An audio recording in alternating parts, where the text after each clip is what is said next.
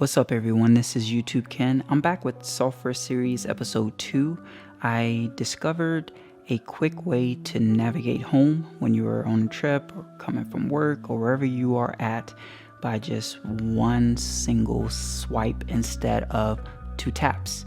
First thing I want to show you is how I knew to navigate home. I click navigate and then what I will do is click home and it programs the navigation, and that's it.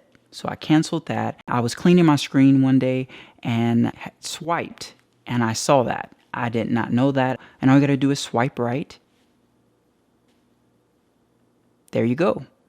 So I wanted to show you that quick tip. It's only 2 taps, the regular way to do it, but it's just one swipe. So I wanted to share that with all of my subscribers and upcoming subscribers as well.